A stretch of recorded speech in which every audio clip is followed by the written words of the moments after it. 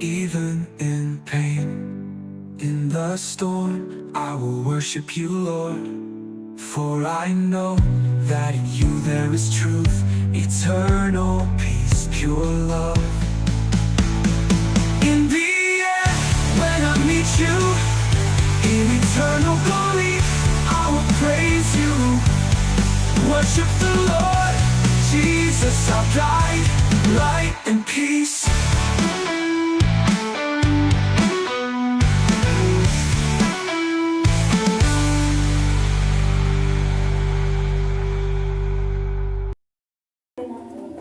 Panalangin sa umaga. Sige po.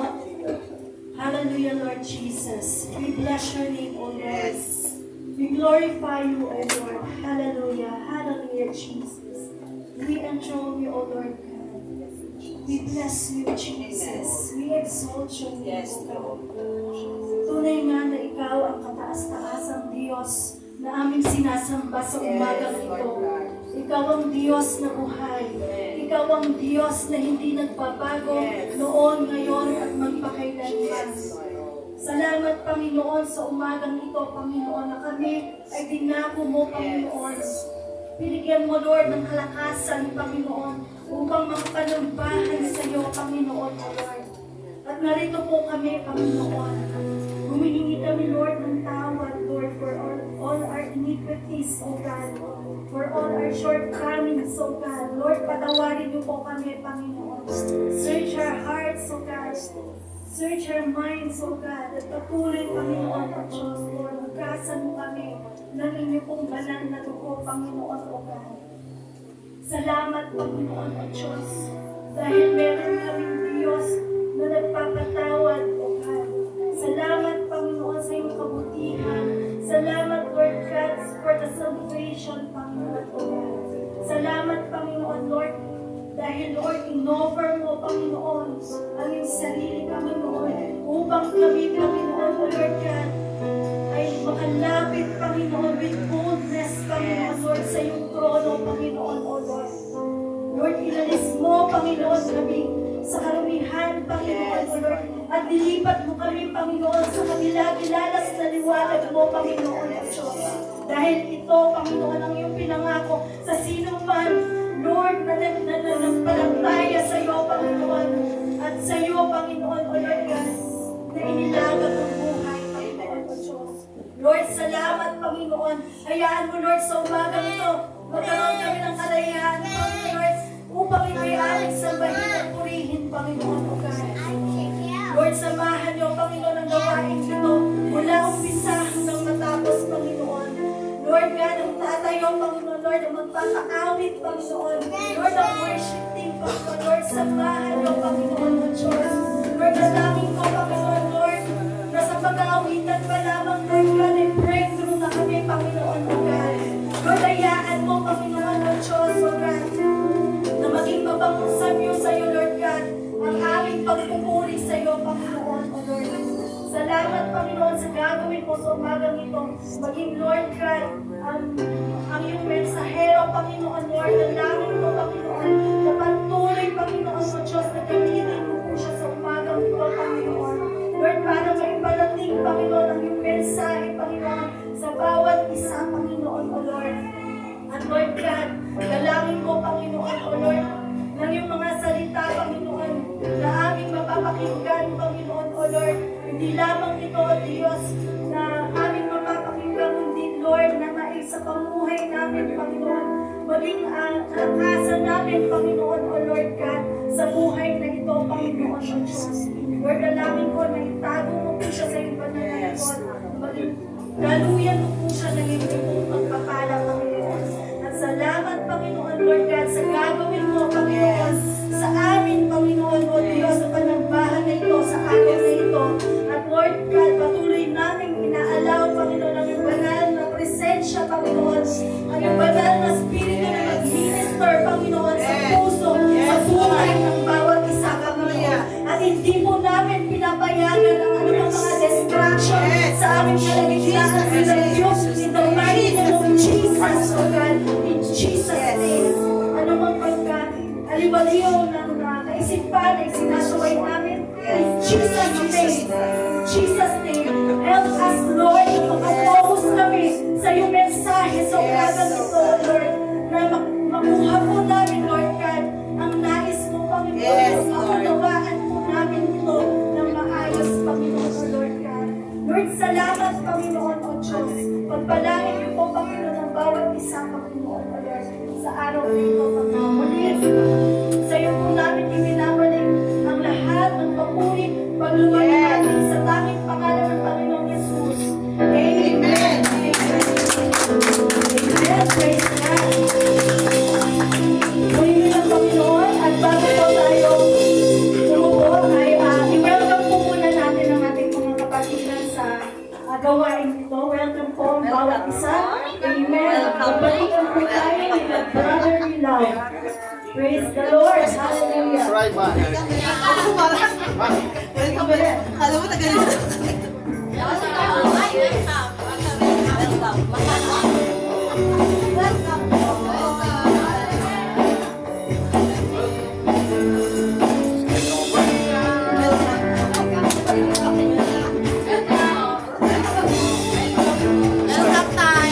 Stella.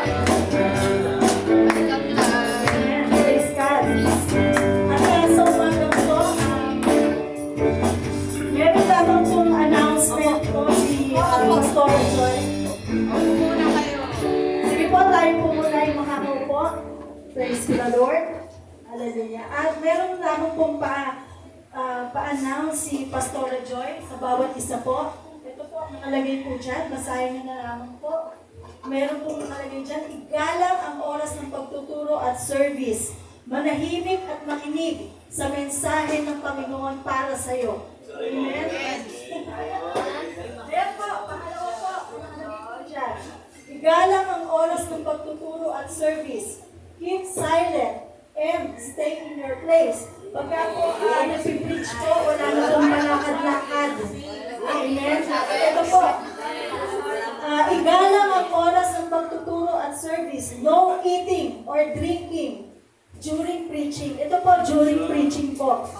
Pagka bago pa po yung magsimula po, pwede pa pong kumain. Pero po, pagka preaching na po, igalang po natin ang ating pong pakikinig. At upang po na makapag-concentrate po tayo sa mensahe ng Panginoon po para sa atin. Amen. At ano po ang meron po sa December 7?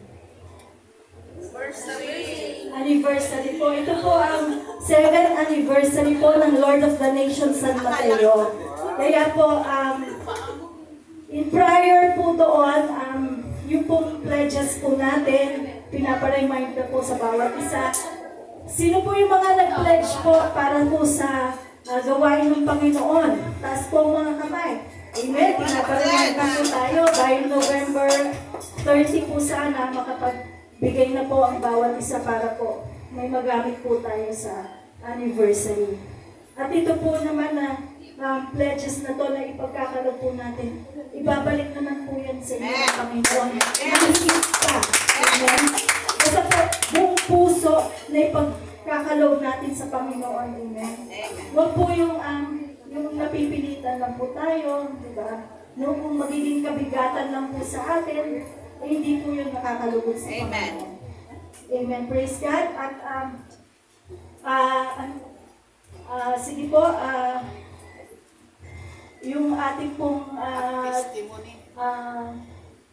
anniversary ay sa Villa San Mateo Clubhouse.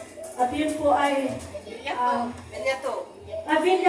Villa San Mateo, Villa 2 Clubhouse. Doon po tayo magsa-celebrate. December 7, covered court at 9 a.m. 9 a.m. po onwards. Kaya po, ang lahat po ay inaanyayahan po na makapag-invite po sa araw na yun para po sama-sama po natin na ma-experience po ang gagawin ng Panginoon sa araw ng anniversary. Kung nung last year, ay grabe po yung pagkilos ng Panginoon, asahan po natin na mas grabe po yung gagawin ng Panginoon sa ating anniversary. Amen? Taon-taon naman po yun nagle-level. Amen? Grabe po ang pagkilos ng Panginoon. Kaya po mag-expect po tayo ng gagawin ng Panginoon sa araw na yun. Yes. Praise the Lord. Amen. Hallelujah. At sa umagang ito, tayo pong lahat ay pinagpala ng Panginoon. Amen. Sino po ang nais po na magbalik po ng patotoo sa Panginoon? Pwede po bang mag-ambush na lang? Pwede. Tatawag na lang po. Pwede. Amen. At I will welcome ko po ang ating kapatid na si Sister Jean, fresh from Canada! Praise the Lord! And soon to be bride! Praise the Lord! Amen. Sabi ko na. Hindi pero meron naman po talaga akong magpapatotoo kasi bago pa ako umalis dito, talagang napakabuti po ng Lord kasi bago po ako makarating dito, na-stress pa po ako. May pagsubok mo nang dumating sa akin. So, bago po kasi ako pumunta dito, meron kami inaayos na para sa bahay namin na yung magpapalit ng mortgage. So, ang problem po is, nandun po kasi ako sa, na yung nakapangalan. So, ang gusto ko pong mangyari, tanggalin yung pangalan ko. So, ang dami po palang proseso, hindi ko po in-expect. Ilang days, parang 3 days na lang ata bago ako umalis. Hindi pa natatapos. So, yung na-stress na po ako, yung pressure na ako na kasi sinasabihan na nila mga kapatid ko na, kailangan maayos bago ako umalis. Kung hindi, maraming babayaran, ganyan, laking babayaran, gano'n.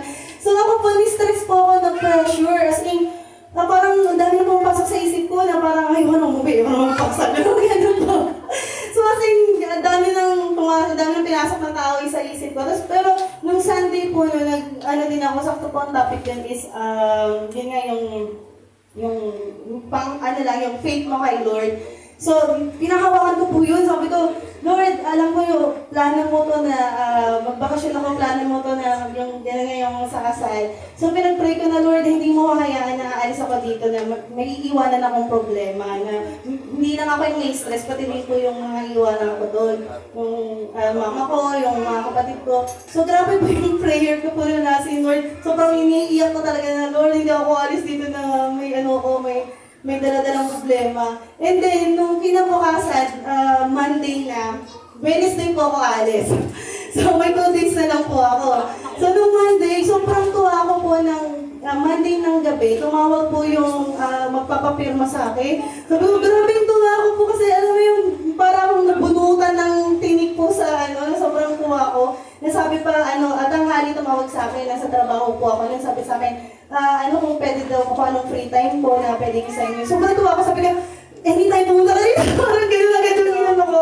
So, yun po, salamat sa Lord kasi 1 day na lang po yung inaantay ko na yun nga na inaantay ko na bago ako makalis para maayos po yung problema na yun.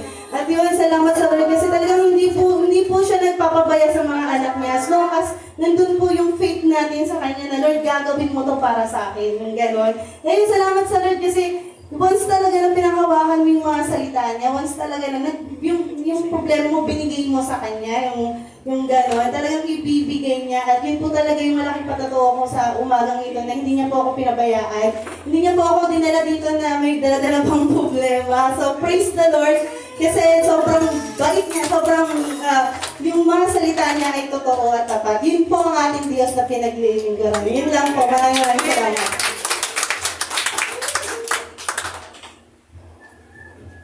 Amen. Ang galing po ng Lord, Pagkatapos po natin makaranas ng pressure, andun naman po right away yung katubunan ng Panginoon. Amen. Talaga pong natetest po tayo sa mga bagay po na mga dumarating po sa ating buhay. We need to be still sa Panginoon. Amen. Lagi po tayo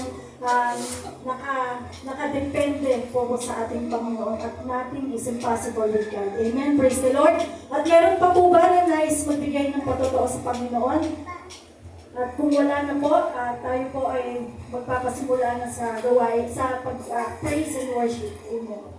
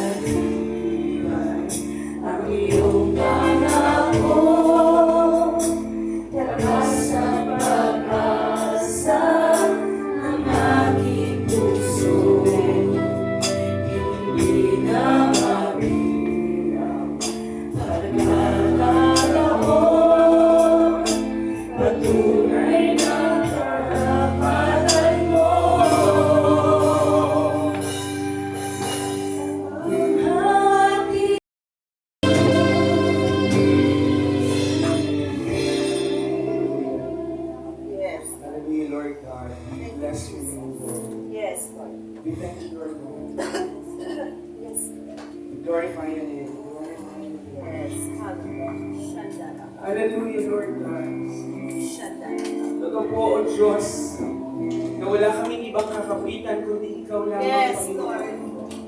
Ikaw ay tapat na Diyos. Ikaw ay buhay na Diyos. Yes, Ikaw ay mahabaging Diyos. You are merciful, God. Yes. Mabiyaya kang Diyos sa aming mga buhay. Yes. At maraming beses ko itong pinatunayan, O Diyos. Yes, Lord. Dahil Ikaw ay dakila at tapat na Yes. Panginoon sa aming mga Yes. buhay.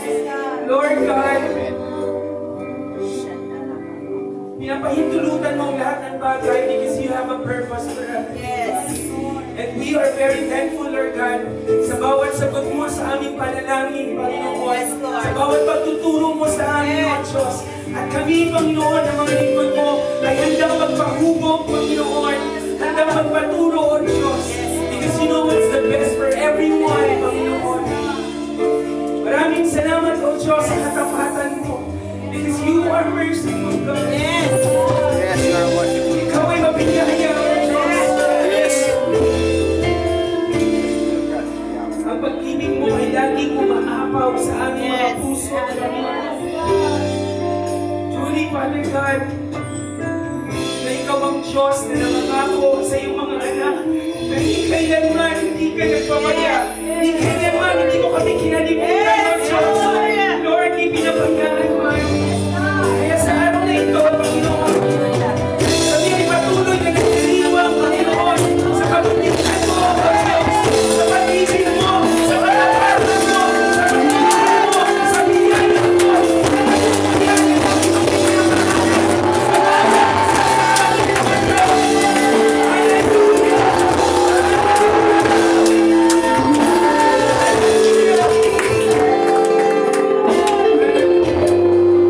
Lord God, patuloy po namin at hindi kami magsasawa na laging sasambitin ang pasasalamat mula sa aming mga puso, Panginoon. Lord, kami po ay patuloy na nagpapasalamat sa iyo sa kabiguan man, sa pagsubok man, at sa lahat ng biyaya na lagi mong ipinagkakatiwala sa iyong mga anak, O Diyos. Maraming salamat, O Diyos.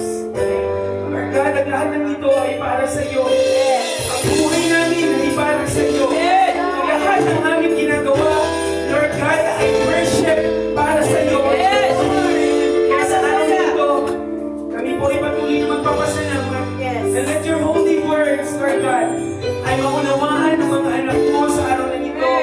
Lord God, naway maisagawa namin, Panginoon. Hindi lang maunawaan, kundi, Lord God, maisang buhay namin, Panginoon, ang iyong banal na salita. Ikaw ang aming lakas. Ikaw ang aming buhay, O Diyos. Maraming salamat. And we want to bring you back all the glory, praises, honor, and thanksgiving. In the mighty name of Jesus Christ, our Lord, our Savior. Everybody say,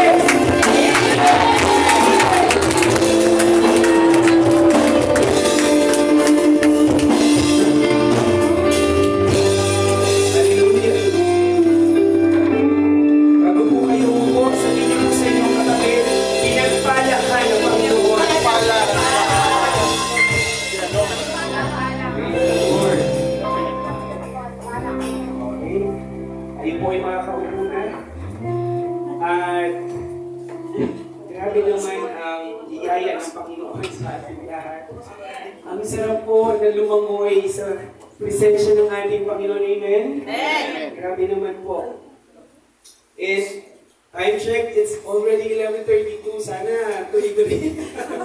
Sa amin po, tapos na ang gawain ng gantong oras sa Tugigaraw. But then again, in-enjoy natin ang presensya ng Panginoon. Amen? Sa hindi pa po nakakakilala sa akin, ako po si Pastor Ivan, nagpa-pastor po ako sa Tugigaraw. Kasama po at katuwang ng ating pastor na si Pastor Francis. At ako po ay naatasan naman sa magpahayag ng pagpapala at biyaya ng Panginoon. The Word of God is a blessing. Amen?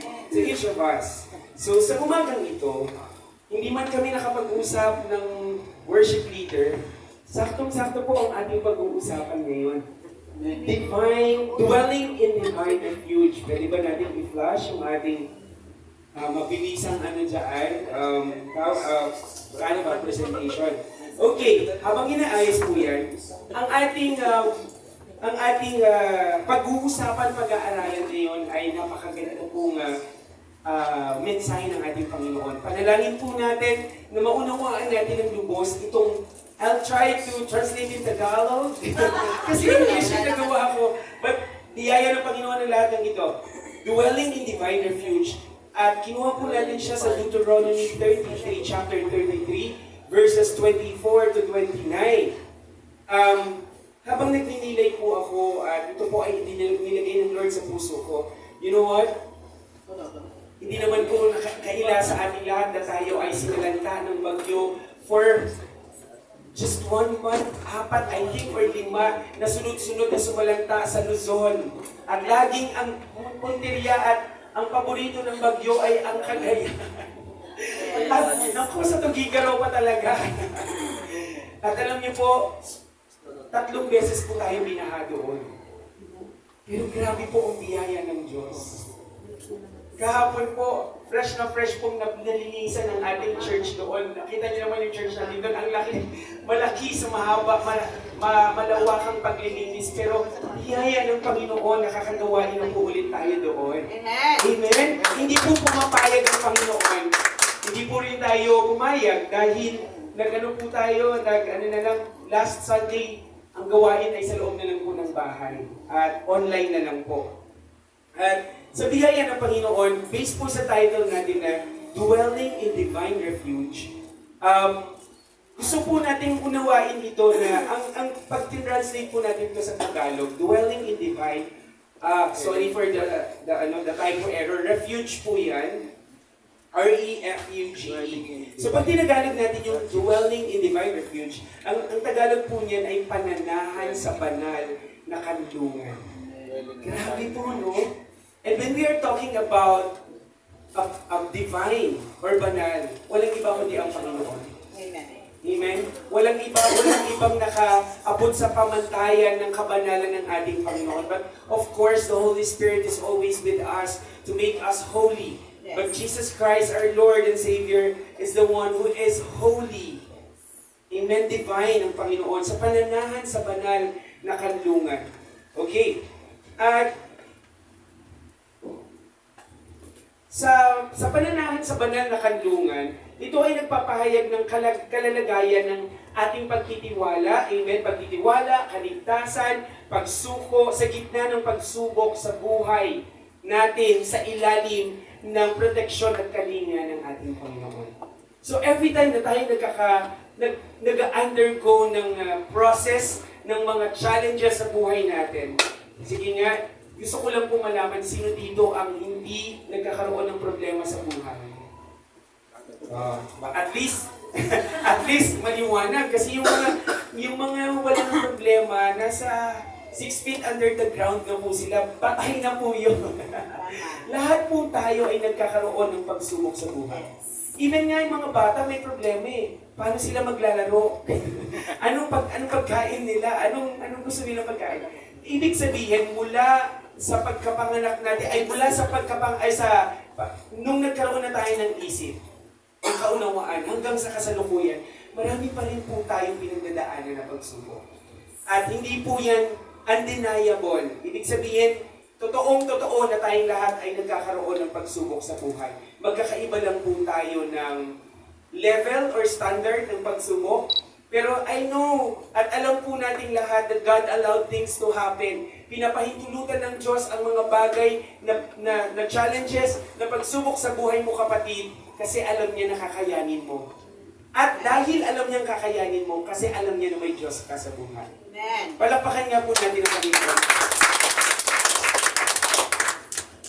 Dwelling in divine refuge. Amen?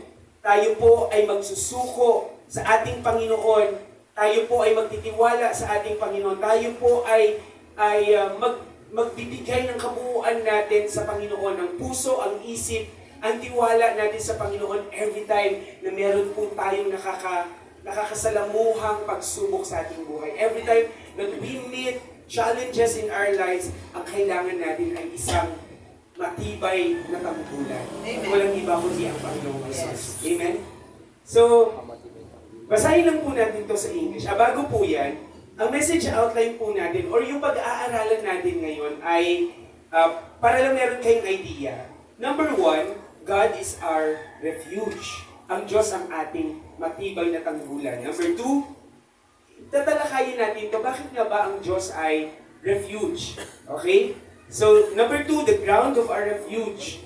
Yung battleground daw natin. Kailangan aware tayong mga anak ng Diyos kung saan tayo nilalagay ng Diyos sa pagsubok na to. Amen? The ground of our refuge. Amen? Diba, narinig niyo na po ba ang kasabihang, choose your battle? Piliin mo ang laban mo. Huwag ka laging sugod. Ano yan? Huwag kang sugod ng sugod sa laban nang hindi mo alam kung doon ka ba nilalagay ng Diyos. That's why we need to know the ground of our refuge. Amen? Number 3, the span of our refuge. Gaano ba kalawak yung pagkakaalam mo na ang Diyos ang iyong tanggulan? You should be aware, being a children of God, bilang lingkod ng Diyos, alam mo kung hanggang saan ka kayang ipagtanggol ng Panginoon. Amen. Para hindi ka magdalawang isip na every time na may pagsubok ka, anak pa ba ako ng Diyos? Amen? So dapat alam natin yung span, yung time, yung period, kung kailan mo tatawagin na refuge natin ng Lord, tanggulan natin ng Diyos. Dapat confident po tayo doon. And number 4 and last is the guarantee of our refuge. Ano daw yung garantiya kapag ang Diyos ang ating tanggulan? Okay? So ang objective natin dito, bakit natin ito pinag-aaralan?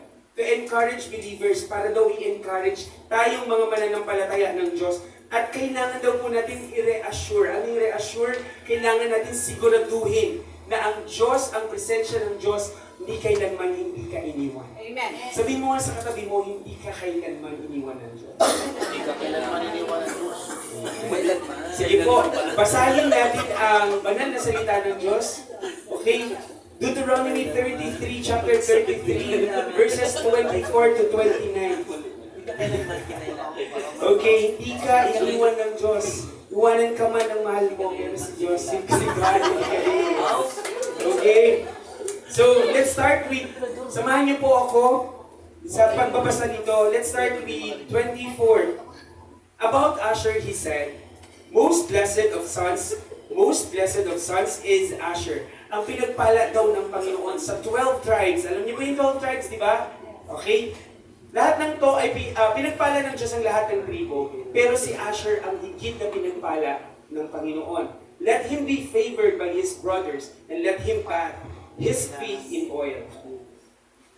Sige po, basahin natin ang Tagalog na lang para mas maunawaan natin. Tungkol kay Asher, wala pong Tagalog dyan sa PowerPoint.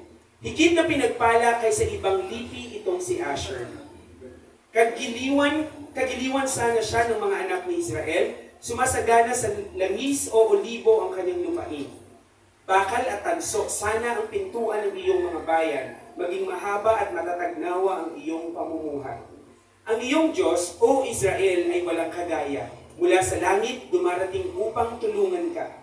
Sa mulat mulapay ang Diyos na ang iyong tanggulan. Walang hanggan niyang bisig ang iyong kanlungan. Mga kaaway niyo'y kanyang ipinagtabuyan at inutusan kayong sila'y lipulin lubusan. Kaya ang bayang Israel ay nanirahan tiwasay, sa lupaing sagana sa lahat ng bagay, at laging dinidilig ng hamog sa kalangitan.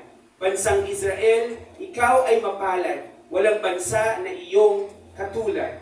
Pagkat si Yahweh ang sa iyo'y nagligtas, siya ang kalasag ng iyong kaligtasan at tabak ng iyong tagumpay. Magmamakaawa ang iyong mga kaaway, ngunit sila'y iyong tatapakan. Palakpakan natin ang salita ng Diyos. Grabe po yung message ng Lord doon, no? And we are part of the lipi ng Israel. Sabi mo sa katabi mo, convince her or him, kasama ka doon, kapatid. Laging pinapaalala ng Diyos na ang mga taong naglilingkod sa Kanya, na ang mga taong nagmamahal sa Kanya, na ang mga taong nagtitiwala sa Kanya ay mga anak niya. Amen? Walang anak na hindi nagtiwala sa magulang. Amen. Amen? laging, nung pinalaki tayo ng magulang natin, laging ang ibigay na ng Lord sa puso ng magulang ay ang ibigay ang security sa mga anak. Yes. At higit ang Diyos na gustong-gustong patunayan sa iyo, kapatid ko sa Panginoon, that you are secured in His arms. Praise the Lord. Para po maunawaan natin yung pag-uusapan natin, please po, time niyo po ako kasi baka lumagpas tayo, mamayang gabi pa tayo matatapos. Masarap po pag-usapan ng salita ng ating Panginoon. Okay? So, pag-usapan natin muna kung bakit ba ito nangyari ang kwentong ito. Dapat makapasok tayo doon sa Biblia. Ano ba ang pinag-uusapan dito? Bakit pinagpalang lubos ang mga tao na nagtitiwala sa Kanya? Bakit sa gitna ng pagsubok, hindi bumibigay ang mga katulad ng mga lingkod ng Diyos? Bakit pag wala kang Diyos, doon bumibitaw ang tao, doon nawawalan ng pag-asa? Pero bakit nga ba ang mga lingkod ng Diyos punong-puno ng pag-asa? At dito po natin malalaman yon. Amen? Para sa isang maikling brief lang or idea, ang setting po ng ating pag-aaralan or yung konteksto ng ating pag-aaralan ay patungkol po sa buhay ni Moses.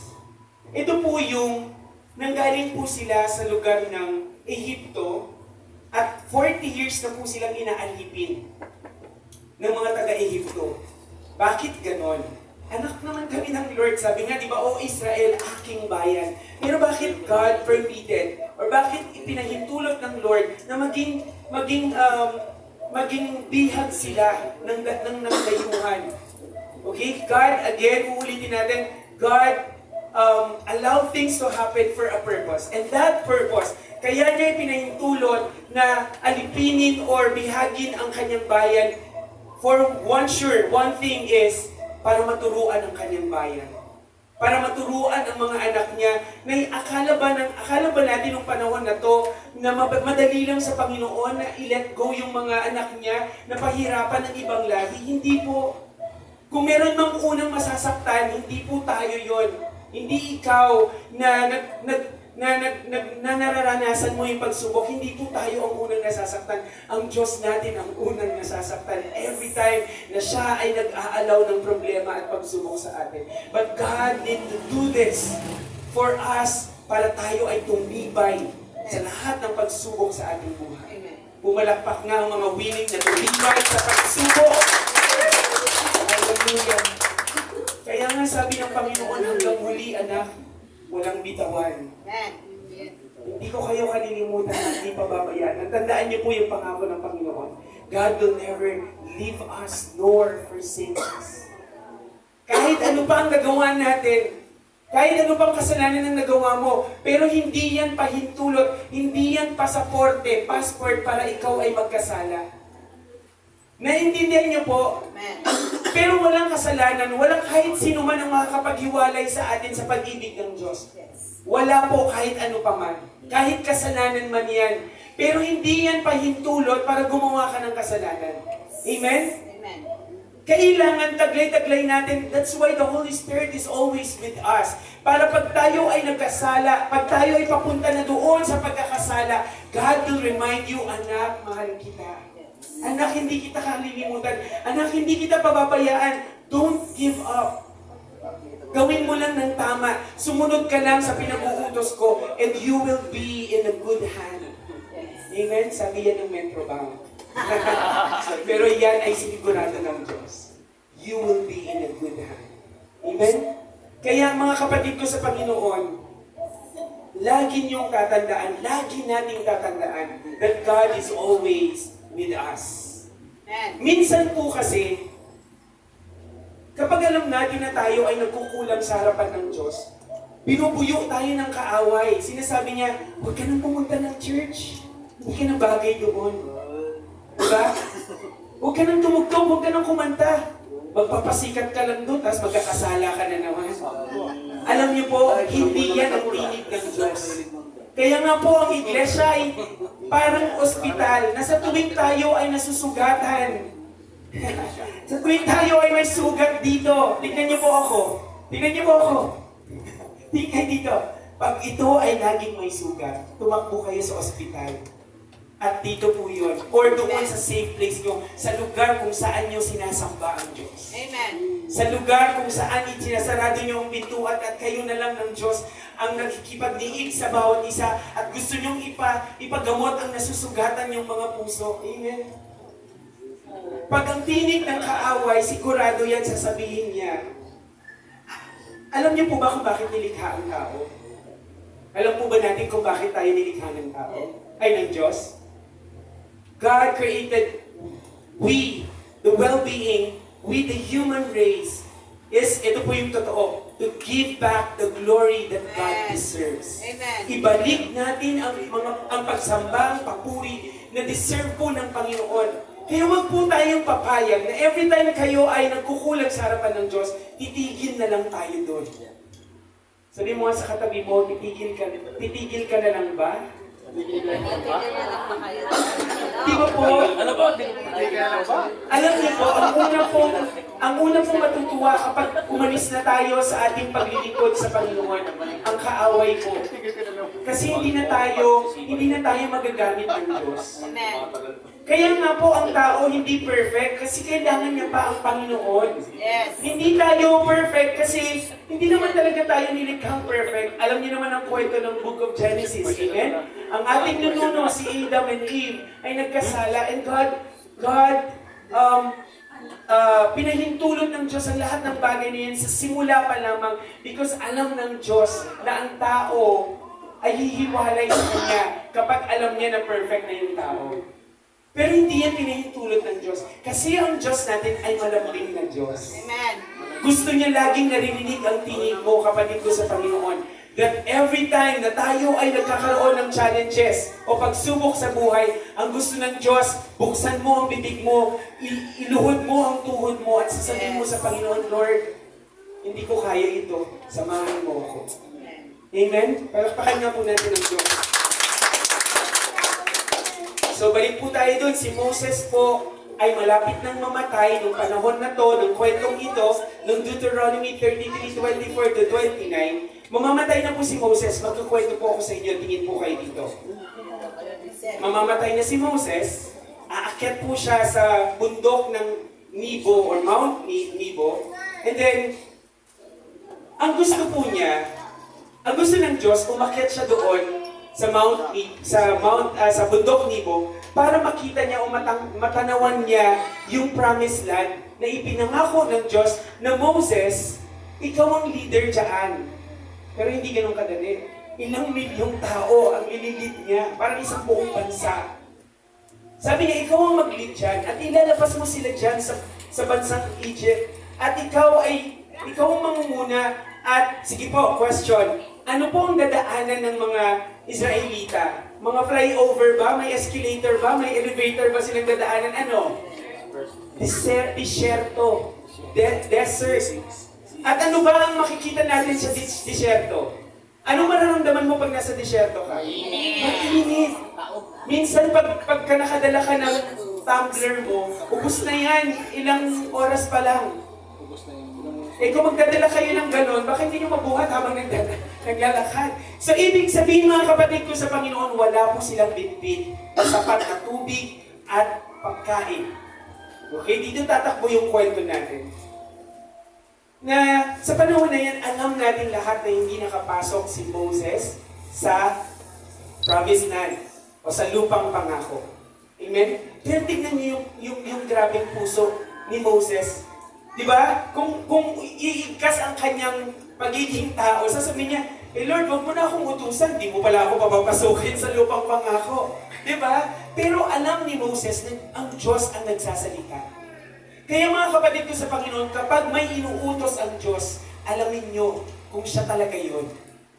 At alam ko na alam niyo rin naman to, may nagturo sa amin na isang lingkod ng Diyos, sabi niya, kapag ikaw daw bilang anak ng Diyos ang nagdesisyon sa buhay mo, alam mo daw kung ano ang dapat piliin. Ang tamang desisyon over maling desisyon versus maling desisyon. Paano daw malalaman kung tama yung desisyon mo? For example, merong tumawag sa iyo at magtrabaho, for example. Pero yung trabaho binibigay sa iyo ay wala kang day off. In short, wala kang oras sa pagpupunta sa church. So may mga ganung desisyon na kailangan mo talagang pag-isipang mabuti. At may ganung desisyon na talaga bang ang Diyos ang nagbigay niya. Kasi ang kaaway, ano yan eh, nire-replika niya yung goodness, pero at the end, yung pagdesisyon mo, at hindi ka naging aware to sa decision making, pwedeng dalhin ka niyan sa napalayo sa Panginoon. Alam niyo po ba ang number 1 assignment ng kaaway ni Satan? Yung ilayo ka sa pagbibigay mo ng papuri sa Panginoon. Amen. Amen? Amen. Amen po ba? So, ibig sabihin nun, ang tamang pagdidesisyon ay yung desisyon na magagawa mo na mas lalo ka pa niyang ilalapit sa Diyos sa desisyon na gagawin mo. Naintindihan niyo po ba? Amen. Pero kapag nag-decide ka at alam mong wala ng oras, wala ka ng time para sa Diyos, huwag mo nang ituloy. Kasi alam mo dapat na ang buhay mo, kahit anong ginagawa mo, dapat ang buhay na ito ay nakakapagbigay ng papuri at walhati sa Kanya. Amen. Amen? Sige po, palakpakan natin. So, that's the right thing to do. Ang pagdidesisyon na dapat laging lumalapit, laging inilalapit mo ang buhay mo sa harapan ng Panginoon.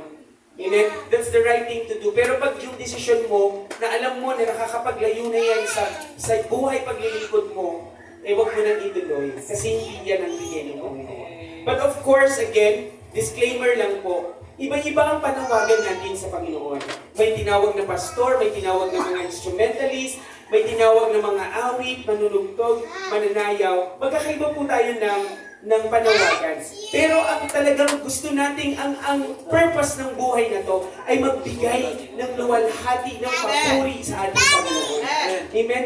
That every time you will do a decision, kailangan ang tumbok niyan ay ito ba ay makakapagbigay ng papuri sa Panginoon. Amen? So again, balik tayo dun sa kwento, that si Moses, bago siya mamatay, dahil hindi naman siya makakarating sa lupang pangako, ang ginawa po niya ay nag-bless, pinag-pray niya ang 12 tribes at nagbigay siya ng blessing sa 12 tribes, mga kapatid ko sa Panginoon. Okay? At yung 12 tribes na yun ay pinagpala ni Moses. Utos po yan ng ating Panginoon. Ano po ba yung mga blessings na pinagkatiwala niya? O, listen, kasi baka mamaya may mga taong nag-pray sa inyo na ito yung blessing. Ay, magpasalamat kayo sa Panginoon. Amen? Ito yung binanggit ni Moses. Pagtibayin ang pagtitiwala sa Diyos. Yung prayer niya is to remind the tribes, the people of God, kung saan pagtibayin ang kanilang pananampalataya at pagtitiwala sa Panginoon. Amen? Number 1 po yan, yung faith, kailangan talaga yan tumibay every time na tayo ay nakakaranas ng mga pagsubok sa buhay. Remember, sabi ko kanina, hindi naman dumaan sa magandang daanan ng mga Israelita noong panahon na yun. Hindi naman sila pwede buminto at bibili ng milk tea, di ba? Pag napagod sila. Hindi pwede. Doon talagang pag naglakad ka, talagang patibayan to ng balat, ng sikmura, ng isip. Kasi parang ang dating, susuungin mo ang kamatayan. Ganun po yun. Pero tayo ngayon, wala naman ng disyerto ang buhay. Wala na tayong ganyang kahirap na dadaanan. Pero mahirap. Pero mahirap. Mahirap talaga ang bawat pagsubok na dinadaanan natin. Pero ngayon, sinecure na tayo ng Panginoon. Pinapaalalahanan na tayo ng Diyos. Alam, it was done 2,000 plus years ago. Nung pinako ako sa krus ng Kalbaryo, tapos na ang problema mo. Ang gawin mo na lang, lakaran mo na lang, sumunod ka na lang sa akin, at ang mga pagpapala ay laging susunod at mag-a-advance pa sa'yo. That's the promise of God. Amen. Di ba tayo masaya na may isang Panginoong Jesucristo na nag-reaffirm na ng pangako niya sa atin. Ang kailangan na lang natin, sumunod sa Kanya. Marami kasi matitigas ang, titigas ng kukote, titigas ng ulo. Dati, alam niyo po ba, si Moses, hindi ko alam kung Na-stress talaga si Moses siguro that time kasi sabi ng Biblia, siya daw ang pinagbumuhusan niya ng mga tao, ng mga rants nila, ng mga reklamo nila, ng mga problema nila. So nakita ni Moses yung pagtanda ng mga tao, yung pagkamatay ng mga tao, yung susunod na henerasyon na abutan ni Moses lahat yun. Imagine ninyo, paano kaya kung kayo yun? Ilang milyon yung inyong aalagaan? At pag hindi nyo naalagaan ng mabuti, syempre si Lord, sasabihin niya, anak, hindi mo ginagawa yung assignment mo. Di ba? Hindi pwedeng tumakas ang mga anak ng Diyos kasi alam ng Lord na pinagkatiwalaan tayo sa mga pinagkatiwala sa atin. Amen? So bahala kayo ng Lord mag-usap. Lord, gusto mo pa rin ba yung ginagawa ko? Syempre naman anak, ayusin mo lang, sunod ka lang. Di ba? Pag napagod ka, ibigay mo lahat ng pagod sa akin, papalitan ko yan ng lakas. Amen. Di ba lahat ng yan, pangako ng Lord yan? Yes. At every time na nabubugahan kayo ng kaaway, huwag niyong i-entertain. Buksan niyo yung pangako ng Diyos. At yun yung magre-refresh sa ating lahat. Sabi doon, I will never leave you nor forsake you.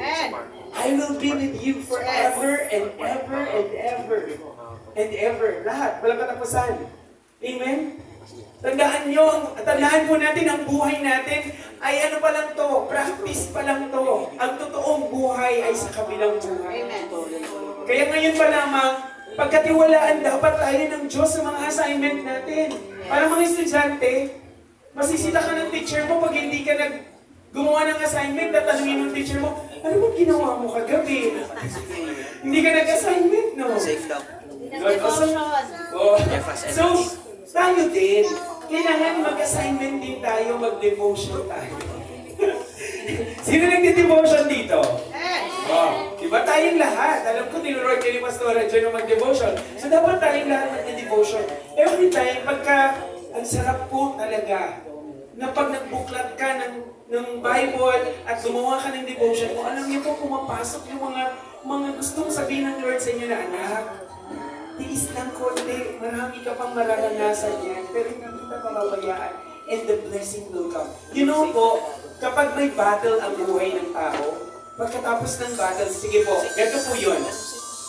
Di ba po nung panahon ng Israelita, every time ang buhay talaga nila ay nakikipagbakbakan, di ba? Yung mga gustong sumakop sa kanila, pinagtatanggol nila talaga yung bayan na pinagkatiwala ng Lord sa kanila. But every time na merong laban ang buhay nila, ang susunod po dun ay victory. Sabi nyo nga po victory. Victory! Ano po Tagalog ng victory? Katagumpayan or tagumpay. Every time, paano ka nakakaranas ng tagumpay? Kapag may laban ka muna. Hindi po pwedeng sabihin na nagtagumpay ka na kung hindi ka naman lumaban. Amen?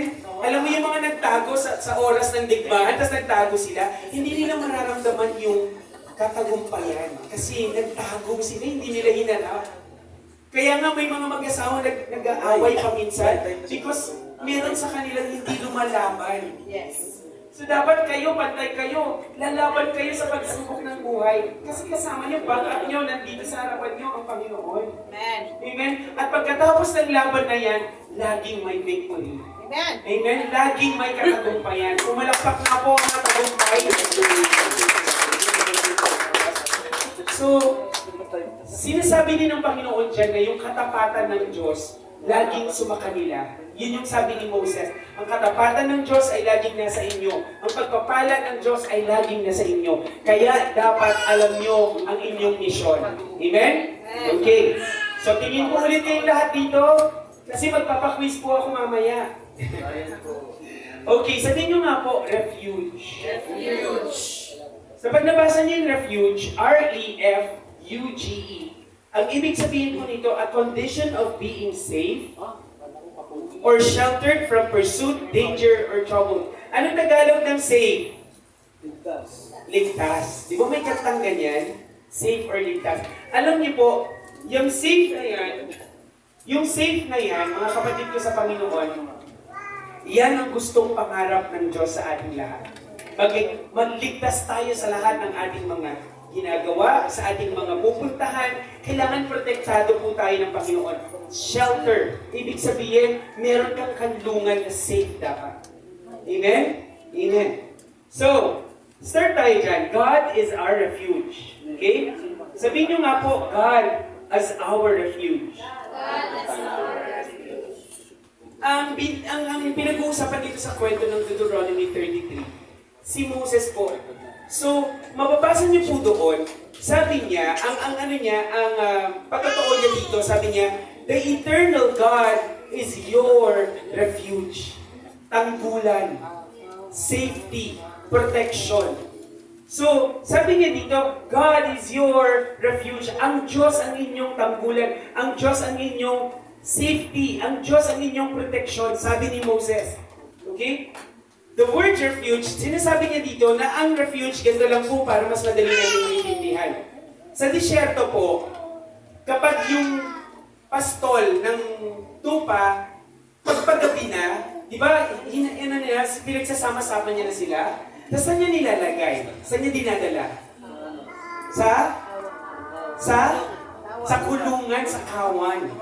Okay? Bakit? Hindi gusto ko po kayong makausap. Bakit sa kawan niya dinadala? Pwede naman dyan na lang kasi malawak naman yung field. Para hindi manakaw, number one, ano ba? Para safe, ano pa? Hindi mawala. Okay? Para hindi maligaw. Very good. Lahat ng yan, mga kapatid ko sa Panginoon, pag naligaw ka, pag nawala ka, kapag nasaktan ka, lahat ng yan, ibig sabihin, pag wala ang tamang shelter, pag wala ang tamang protection, lahat ng yun ay mararanasan mo. Amen? So, ibig sabihin nung den, or nung kulungan, ito ay protection para sa mga tupa. Okay? Tayo ay tupa ng Diyos. Kaya gusto niya laging meron tayong safe place. Amen? May refuge dapat tayo. Bilang tupa, yung mga hayop na yon, yung kahit mga kawakawayan lang na yun, mahalaga sa kanila yun. Amen? Kaya yung ginawa ng may-ari or nung tagapag-alaga sa kanila, kaya alam nung may-ari kung saan niya ilalagay yung kulungan. Amen? Alam niya kung saan niya ilalagay yung dapat safe itong mga alaga niya. At ang Diyos alam niya kung saan niya tayo ilalagay. Alam niya kung saan kanya nilagay. Amen? Sabihin mo sa katabi mo, safe ka na kapatid. Safe ka na kapatid. Praise the Lord. Amen? So, habang tayo ay nasa proteksyon ng Panginoon, you are safe, people of God. Hallelujah. Right. 30 minutes na ako nagsasalita. Protection. Yung kanlungan na yun, mga kapatid ko sa Panginoon, ito ay protection sa init ng araw. Di ba? Kasi disyerto yun. Protection para sa mga biglaang flash floods. Di ba? Hindi naman natin kaya nga flash kasi hindi natin yan kayang check kung kailan yan darating. Protection yan sa mga constant or biglaang mga dangers ng mga hayop, for example. At yun nga, sa magnanakaw, ganyan. So, ibig sabihin, yung place na yan, mga kapatid ko sa Panginoon, it's an haven. Sabi nyo nga, haven. Haven. Sa Tagalog ng haven ay, mapayapa, kaligtasan, lugar ng kaligtasan. Yung payapa ka. Amen? Yung place na yan para kay Moses, it's a home. Sabi nyo nga po, home. Home. Di ba po, nung panahon ni Moses, nung tinugon niya yung panawagan niya, wala siyang kasiguraduhan kung saan siya titira. Kasi umalis siya sa bahay nila Pero alam niyo po ba, listen, tingin kayo dito.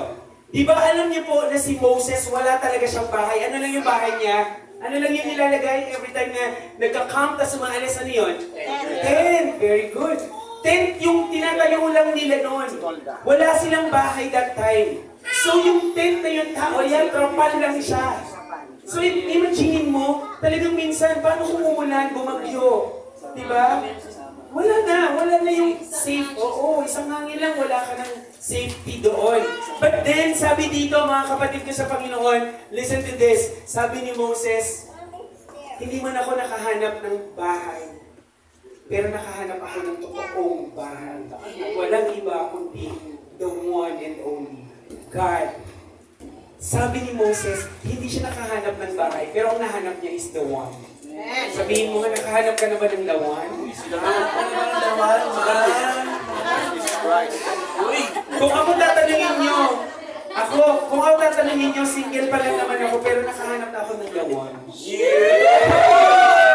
At hindi ko na yan ipagpapalit pa. Hanggang sa katapusan ng buhay na ito. Lalaban kami ng dawan ko. Kayo ba lalaban kayo ng dawan nyo? Hindi tayo walang makakagalaw sa atin. Okay? Kaya ang totoo talaga doon, huwag kayo maniniwala doon sa may forever sa lupa. Walang forever sa lupa, tandaan niyo yan, ha?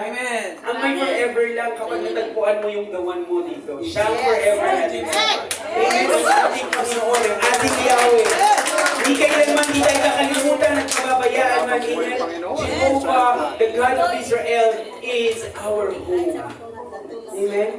Kaya nga po ang mga mag-asawa, kahit wala pang anak, tatawagin nyo na yung bahay na home. Kasi sabi daw po sa isang libro, tatawagin nyo lang daw po ang isang bahay na home kapag kompleto na yung pamilya, pag may anak na. Pero hindi po yun totoo, para sa akin. Kasi tatawagin ko na home ang bahay kahit may asawa ka, mag-isa ka lang. Kasi yung talagang home mo ay ang Diyos na buhay. Kaya tatawagin mo, ikaw, meron kang home. Amen? In fact, nakatatak na siya dito. Holy Spirit is the seal of every people or every person na nagtitiwala at nananampalataya sa Panginoon. Amen? Sabi ni Moses, yung home daw niya, yung dawan daw niya is his dwelling place, is his home, his protection, his haven, his refuge, tanggulan. Amen? Alam niyo po ba yung kantang, tanggulan ng puso ko? Wala na ba siya? Yun, alam niyo po ba yun? Sinulat po yun ng isang mga awit that every time na siya ay nakaranas ng problema, ang Diyos ang kanyang tanggulan. Amen? Safe tayo sa Panginoon. Okay. Okay, next po, na pag-uusapan natin. Sino po nakakaalam ng kwento ng Genesis nung nagbaybay ang bayan ng Diyos papuntang Promised Land? Okay, sige nga. Okay. Number 1. Ano ang sumama sa kanila sa tuwing mainit ang panahon? Sabi ng Lord, hindi kita kalilimutan yung pababayaan man, pero meron silang kasama sa tuwing mainit sa umaga. Ano? Pillar of clouds. Palakpakan nga natin ang bawat isa. Nagbabasa kayo. Pillar of clouds. Para saan yung pillar of clouds or yung cloud? Nakakita na po ba kayo ng aesthetic design na mga bulak-bulak? Ganon yun. Imagine nyo naglalakad ka, tapos may bulak dito. May clouds. Ganon yun, no? Na-imagine nyo na. Para saan daw po yung clouds na yun? Para saan? Hindi mainitan. Para silong. Okay? Para silong siya. Para pag mainit ang panahon, nandyan lang siya. O, gano'ng kalaki yung clouds? Gano'ng kalaki yung clouds sa tingin nyo? Malaki. Kasi yun yung tao. Lahat yun, habang naglalakad, may sumasamang clouds sa kanila. Ang laki ng clouds na yun. Amen? Sa gabi naman, anong sumasama sa kanila? Pillar of fire. Para saan daw mo yung fire? Hindi ginawin. Para sunugin ba sila? Kasi makukulit sila. Para saan yung fire? Para hindi ginawin. Yes, amen. Tanglaw. Sa madilim na gabi. Tanglaw, amen. Kasi may ano dun eh. Walang ano dun, street light. Walang street light. Wala pang flashlight ng mga panahon na yun, amen. So tanglaw yun, yung pillar of clouds. And that time, mga kapatid ko sa Panginoon, malamig ang gabi. So, pwede silang malamigan. So, yung fire naman, ang kanilang pangpainit tsaka pangtanglaw sa gabi. Okay? So, imagine ninyo na ang pangako ng Diyos na hindi kalilimutan, ipababayaan man, kapatid ko sa Panginoon, totoo ang Diyos, hindi niya kinalimutan yung bayan niya habang sila ay sumusuong sa danger ng buhay. You know what? Literal po yun na danger ng buhay. Bakit? Kasi pwede silang mamatay doon. Walang pagkain, walang tubig. Paano yun? Tingnan mo yung katabi mo nga. Tingnan mo yung katabi mo. Yan ay dumadaan din sa danger ng buhay. Dumadaan sa mga pagsubok. Dumadaan sa Dumadaan po yan sa lahat ng mga challenges. Pero sabi ng Panginoon, hindi kita kalilimutan ni pababayaan mo. Hindi mo man makita yung clouds dito. Ang Diyos hindi na nga clouds eh. Yung ano na, yung seal na. Ano yung seal natin? The Holy Spirit is with us.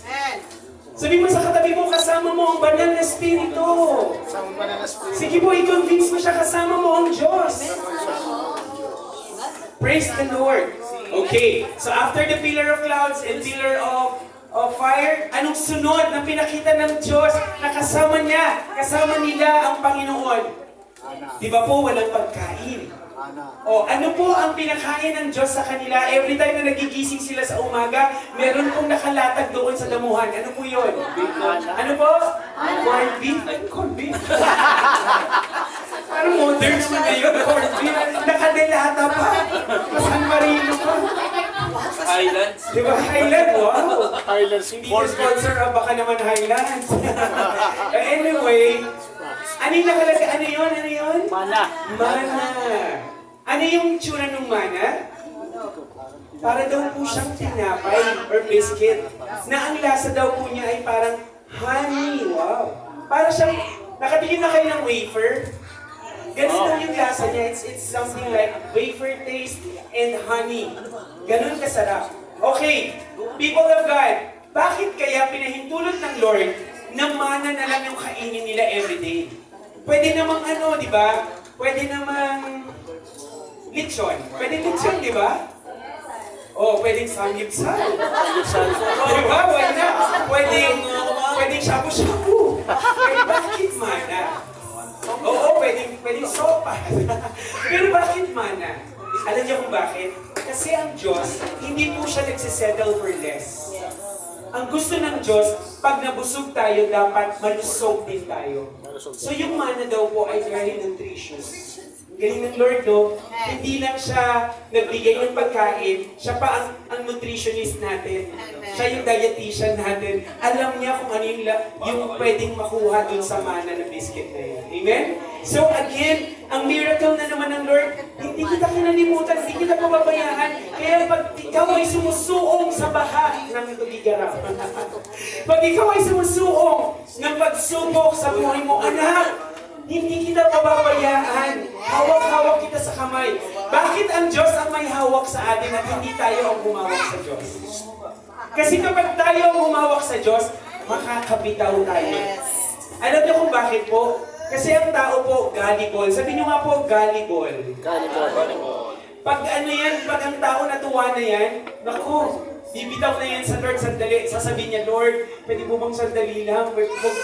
Hindi mo na ako attend church. Isang Sunday lang ito. Nakikiusap pa. But I guess, ano to, reminder to sa ating lahat na pag tayo ang humawak sa Diyos, magbibitawan, may tendency bibitawan natin ng Lord. Pero pag tayo hindi, pag sinabi natin na, Lord, ikaw na ang humawak sa akin, kasi pag ako, makakabitaw ako, pero di kailanman hindi tayo binabayaan, hindi ka binitawan ng Diyos. Kahit sa pinaka mabigat na problema mo, hindi ka binitawan ng Diyos. Kapatid ko sa Panginoon, palakpakan niya natin ang Lord. Na grabe namang faithful. Praise the Lord. Okay, so ang Lord, si God, He is our refuge. Okay, balik tayo sa number 1. Number 1 ulit. Number 1. God is our refuge. So, ni kailanman hindi tayo kinalimutan ng Diyos. Dahil nung panahon po ni Moses at ng bayan ng Diyos, pinatunayan niya po yan sa maraming miracles. Amen? Nagbigay siya ng pagkain, nagbigay ng tubig.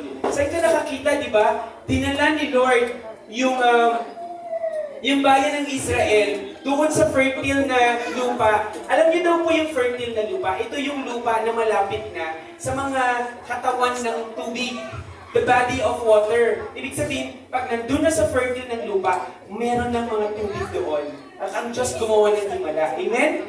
Di ba po? Sa pamamagitan ng rock, may lumabas na tubig doon at lumakas again ang mga anak ng Diyos. Praise the Lord. So number 2, sige po, next, number 2. Magpakibasa nga po sabay-sabay. 1, 2, 3, go. The ground of our pansinin po natin, sabi po ni Moses doon, twin pillars of creation, yung dalawang clouds and fire ay covenant. Sabi nyo nga po, covenant. Pangako, covenant. Pangako po yan ng Panginoon na hindi tayo kalilimutan ng Diyos. Amen? That's the pangako ng ating Panginoon. And mga kapatid ko sa Panginoon, sabi po dito sa verse 26, there is no one like the God of Jeshurun, who rides the heavens to help you and His excellency on the clouds. Sabi nyo nga po, Jeshurun.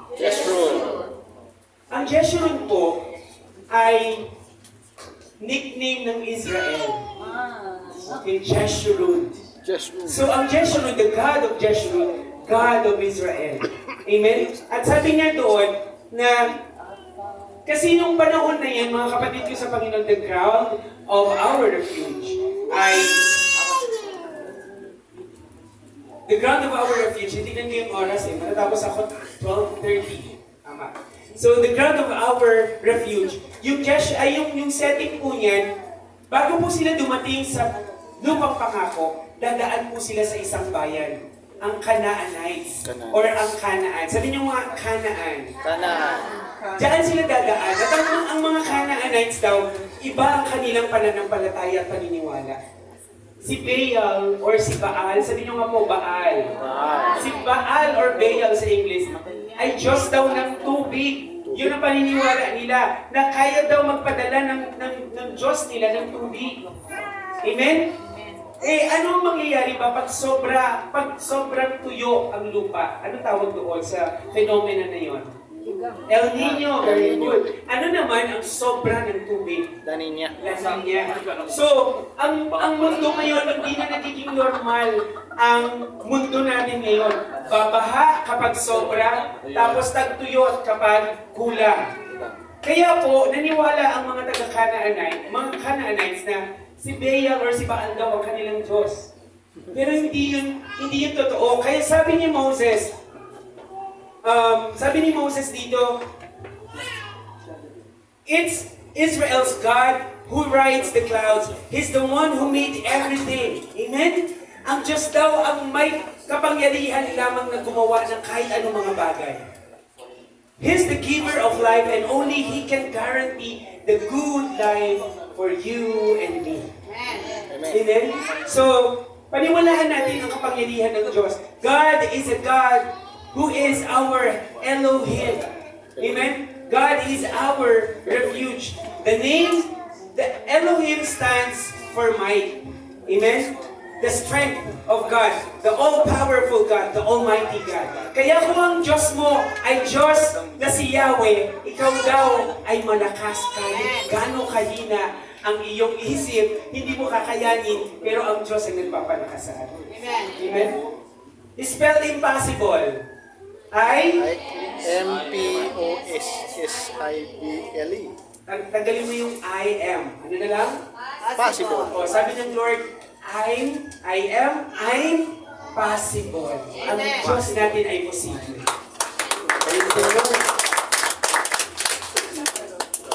God is Elohim. Praise the Lord. So, si Lord ay the God of Jeshurun or God of Israel.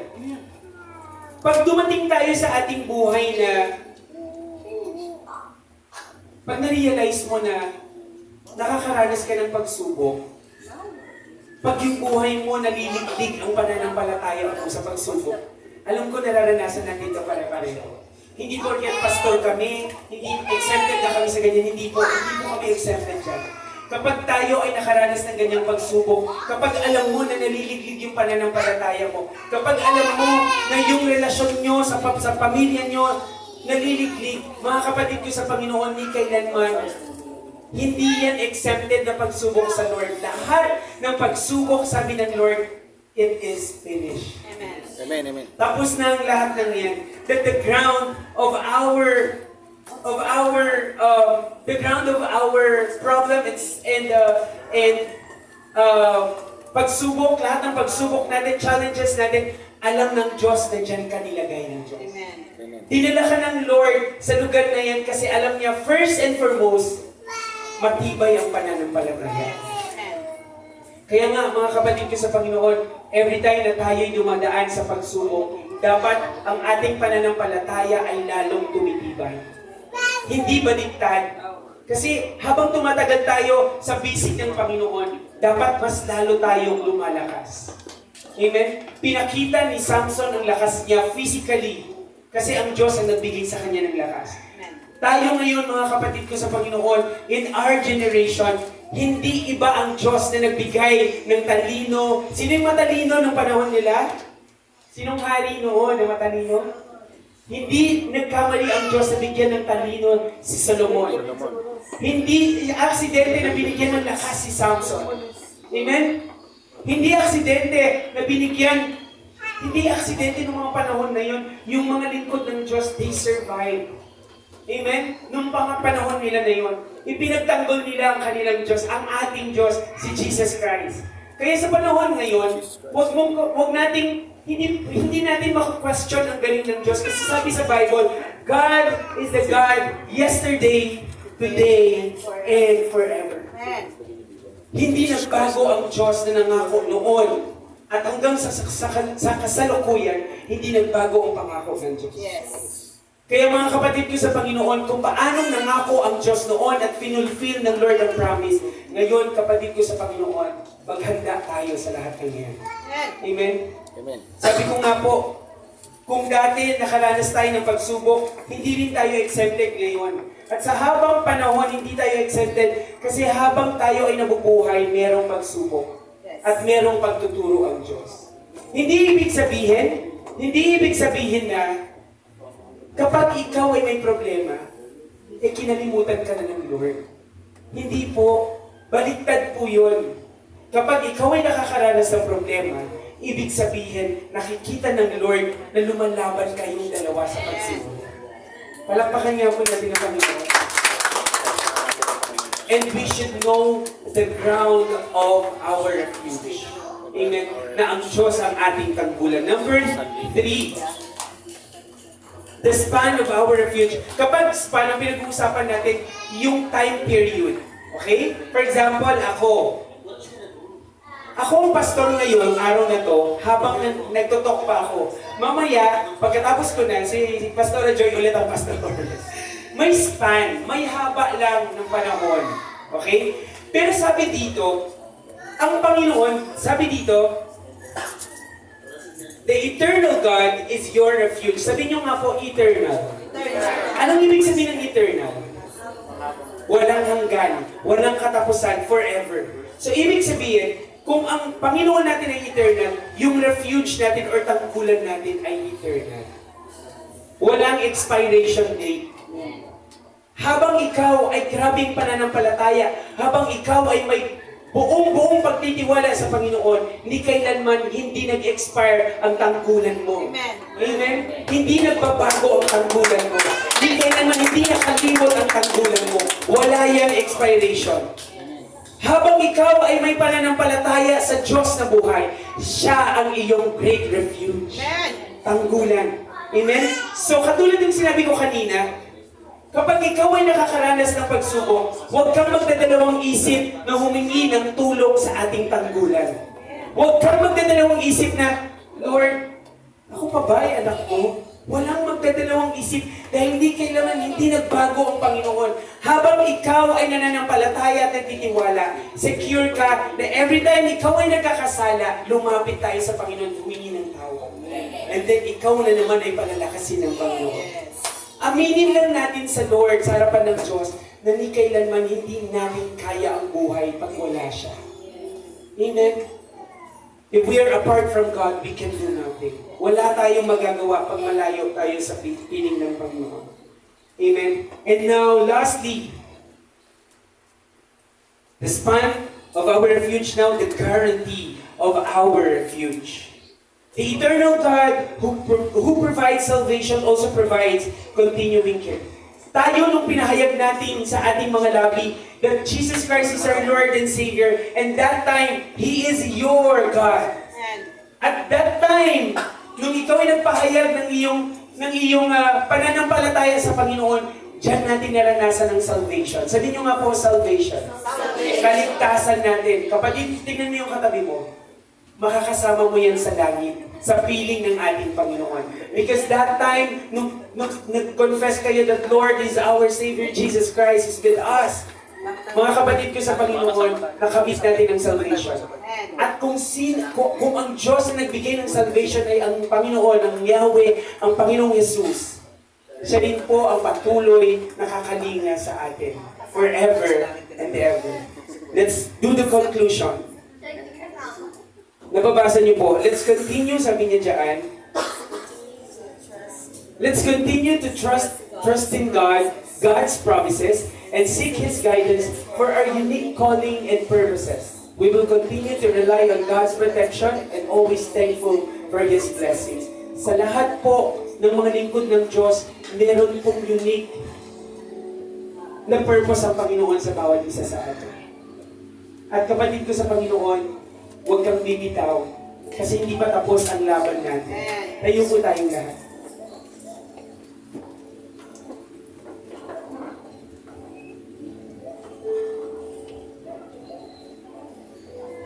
Huwag po tayong titigil na paniwalaan panampalatayanan ng ating Panginoon. Dahil hindi pa po tapos ang laban ng buhay. At ang laban ng buhay ay hindi sa atin. The battle is for God. Sa Panginoon ang laban na yan. Kaya po mga kapatid ko sa Panginoon, continue to fight the battle in our knees. Luhod lang natin sa Panginoon and that's the way how we fight the battle. Iluhod mo sa Panginoon, lumaban tayo sa pananalangin because God is our refuge. Hallelujah. Pikit po natin ang ating mga mata habang tayo po ay magpupuri sa Panginoon.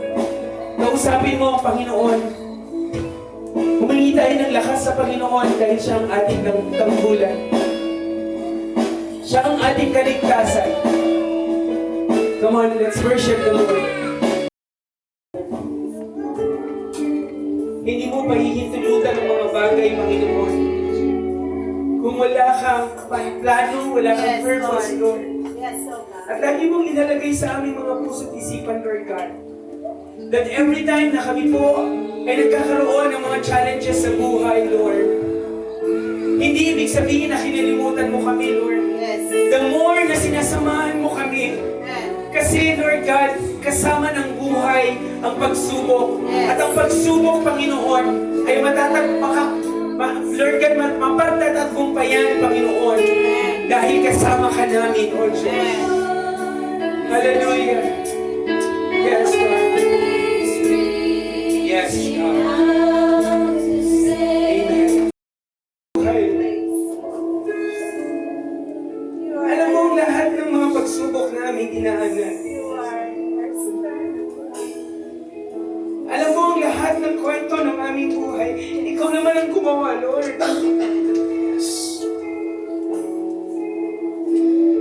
Pero isa ang sigurado kami, Lord, hindi kailanman hindi mo kami kinalimutan.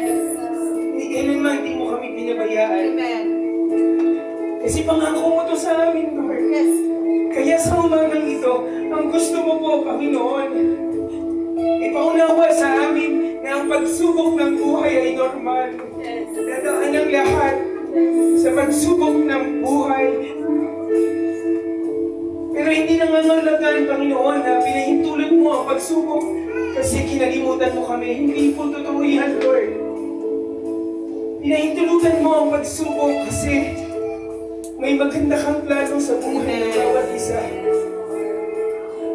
At Lord, kaming mga lingkod mo, kaming mga pinagkatiwalaan mo ng mga panawagan, O Diyos, huwag mong hahayaan, Panginoon, na manghina at bumigay at lumayo sa iyo, Lord. Hayaan mo nang hanggang sa pagdating mo, Panginoon, madatnan mo kami na naglilingkod pa rin sa iyo. Kaya, Lord, ang mensahe mo sa amin sa araw na to, dwelling in divine refuge, Lord. Manahan kami, Panginoon, sa piling mo, aming tanggulan.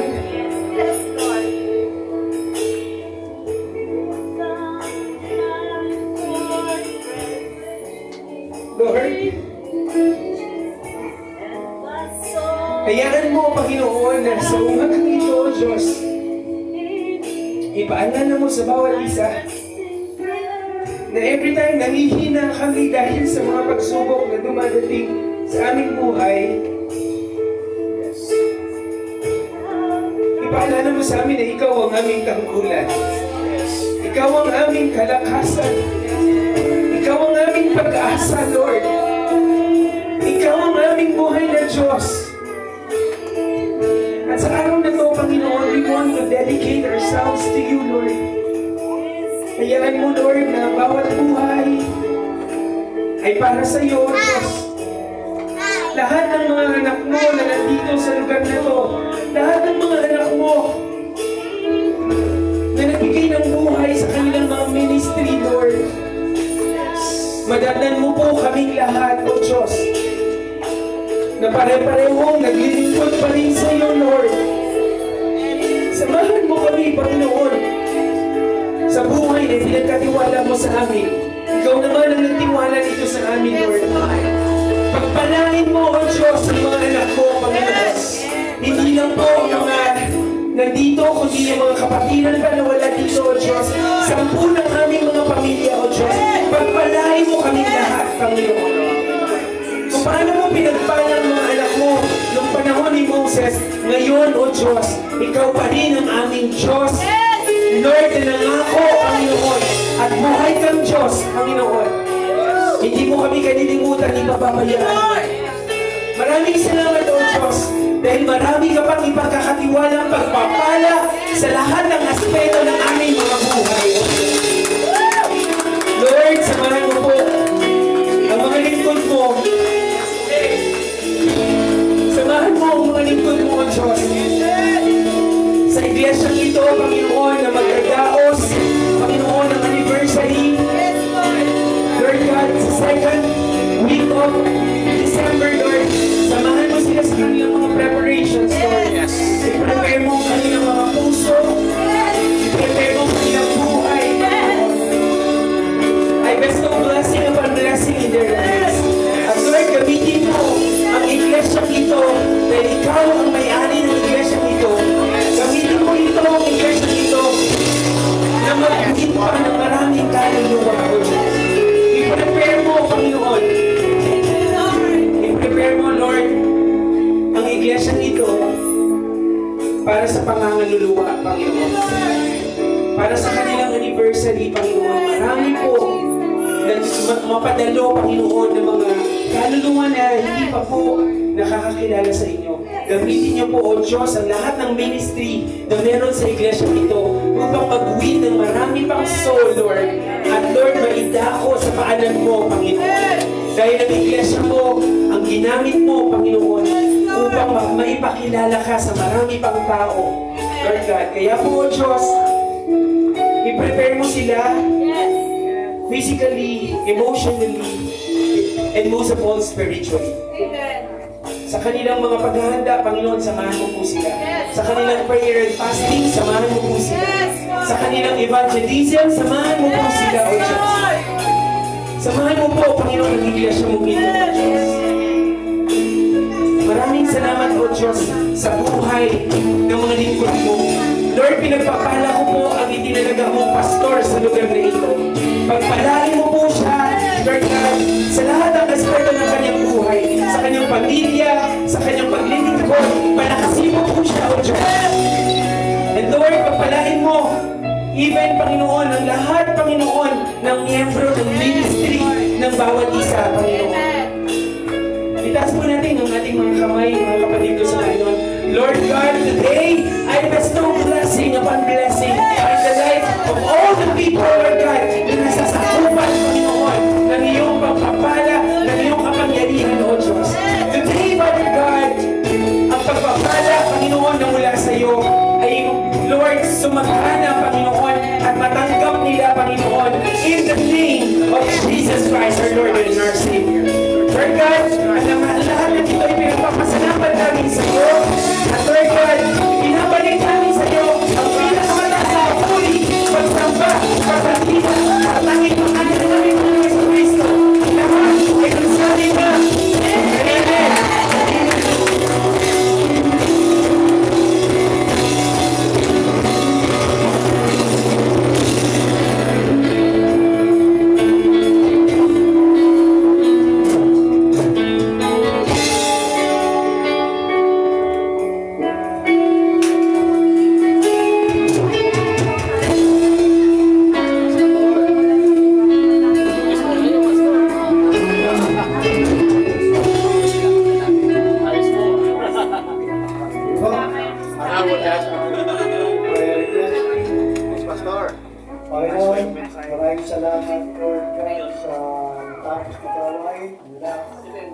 hanggang sa matapos ang lahat ng banal na Espiritu.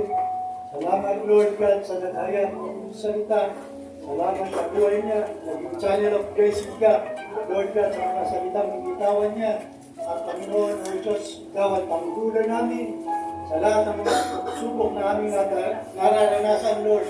Dalangin po namin na wala kang anak na pinabayaan. Salamat, Lord God. Ikaw ang aming kalakasan. Ikaw ang aming refuge. Salamat, Lord God, sa buhay paglilingkod ng bawat isa na palagi mo kami sinasamahan. Salamat sa mga dumulo. Salamat sa mga kabataan. Salamat sa worship team. Sa mula pa kanina, sinamahan po kami, Lord, ng banal ng Espiritu, Lord God. Salamat, Lord. At dalahin ko rin po, Lord God. Maraming salamat, Lord God, sa buhay ng Panginoon na Herodian sa Mateos, Panginoon, Pastor Joy. Salamat po, Lord God. At dalahin ko rin po, Lord God, sa ilang Lord mataas ang aming mga tithes and offerings. Lord, gamitin po, Lord, may pinalagaan ang isang ka, ang mga love, ang offering nito, ang mga tithes, ni Jesus nyo, nasa salamat po, Lord God. Gabalik namin, ngayon na papulit pagsamba, ang dakila sa tayong pangalan, Jesus name.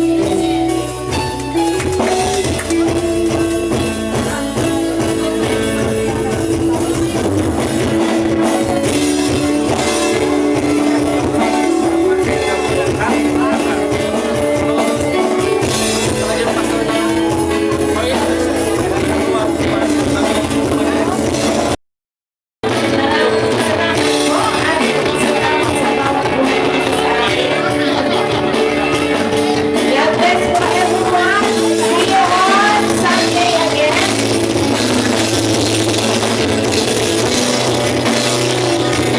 Tayo ay may pagkisal sa pagkas na tayo.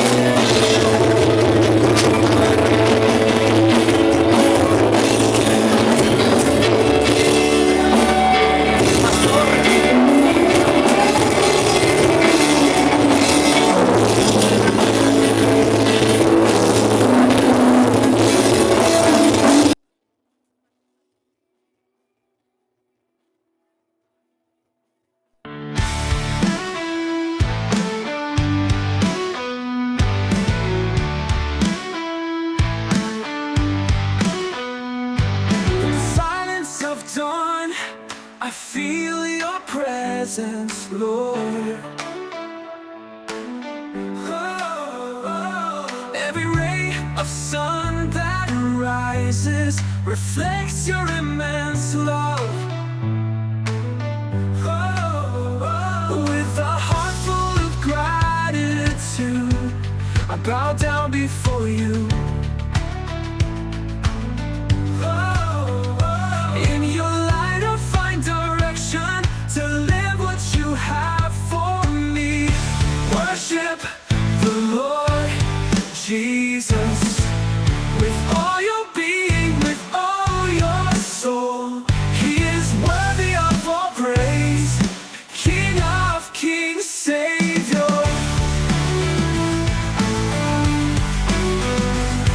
In the battles of my daily life, I find strength in you, Lord.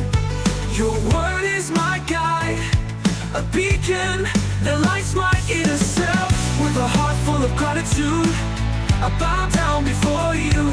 In your light I find direction to live what you have for me. Worship the Lord Jesus with all your being, with all your soul. He is worthy of all praise, King of kings, Savior.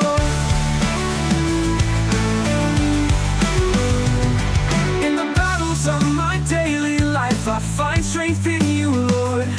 Your word is my guide, a beacon that lights my inner self. With a heart full of gratitude, I bow down before you. In your light I find direction to live what you have for me. Worship the Lord Jesus with all your being, with all your soul. He is worthy of all praise, King of kings, Savior.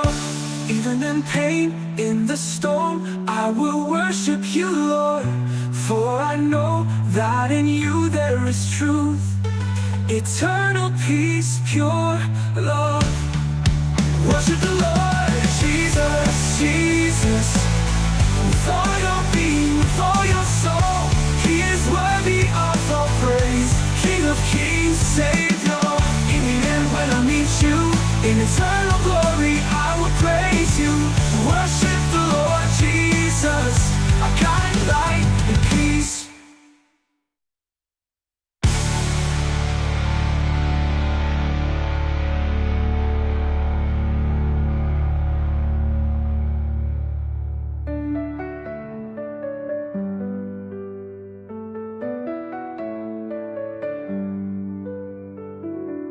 Even in pain, in the storm, I will worship you, Lord. For I know that in you there is truth, eternal peace, pure love.